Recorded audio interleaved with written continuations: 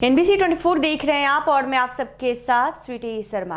राजधानी दिल्ली में हुए कार धमाके के बाद केंद्र सरकार ने बुधवार को कैबिनेट की सुरक्षा मामलों की समिति की बैठक बुलाई। भूटान से लौटने के बाद प्रधानमंत्री इसकी अध्यक्षता करेंगे। ये बैठक दिल्ली विस्फोट की जांच और भविष्य की रणनीति पर निर्णय लेगी।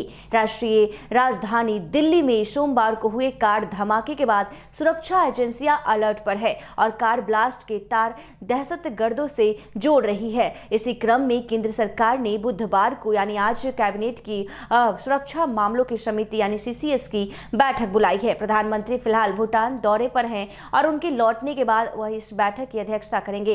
इस बैठक में दिल्ली विस्फोट की जांच की स्थिति पर भी चर्चा की जाएगी और आगे की रणनीति पर महत्वपूर्ण निर्णय लिया जाएगा। ये बैठक ऑपरेशन सिंदूर और प्रधानमंत्री के राष्ट्र के नाम संबोधन के बाद CCS की पहली बैठक होगी। इससे पहले 22 अप्रैल को पहलगाम में हुए आतंकी हमले के बाद भी CCS की बैठक हुई थी, जिसके बाद ऑपरेशन सिंदूर के तहत भारत ने पाकिस्तान पर डिप्लोमेटिक प्रहार किया था। दिल्ली धमाके के बाद एक बार फिर यह चर्चा हो रही है कि क्या सरकार ऑपरेशन सिंदूर पार्ट 2 शुरू कर सकती है। इसकी संभावना इसलिए बढ़ी है क्योंकि सरकार पहले ही यह कह चुकी है कि ऑपरेशन सिंदूर अभी खत्म नहीं हुआ है और यदि पाकिस्तान की तरफ से कोई आतंकी साजिश रची गई तो मुंहतोड़ जवाब दिया जाएगा। सरकार पहले ही यह स्पष्ट कर चुकी है कि एक्ट ऑफ टेरर को एक्ट ऑफ वॉर माना जाएगा। इसलिए यह संभावना बढ़ गई है कि भारत फिर से पाकिस्तान स्थित आतंकी ठिकानों को नेस्तनाबूद कर सकता है या उनके खिलाफ कठोर कार्रवाई कर सकता है। बहरहाल दिल्ली धमाके में अभी तक फिदाइन हमले की पुष्टि नहीं हुई है, लेकिन जांच में इसके तार 2 पाकिस्तानी आतंकी मॉड्यूल से जुड़ रहे हैं, जिसमें शाहीन के जरिए जैश-ए-मोहम्मद से कनेक्शन सामने आ रहा है। भारत की तरफ से संभावित कार्रवाई को लेकर पाकिस्तान में हड़कंप मचा हुआ है। पाकिस्तान की रक्षा मंत्री ख्वाजा आसिफ ने भी कहा है कि इस वक्त उनका देश युद्ध की स्थिति में है। हालांकि उनका यह बयान इस्लामाबाद कोर्ट परिसर में हुए आत्मघाती धमाके के संदर्भ में आया था।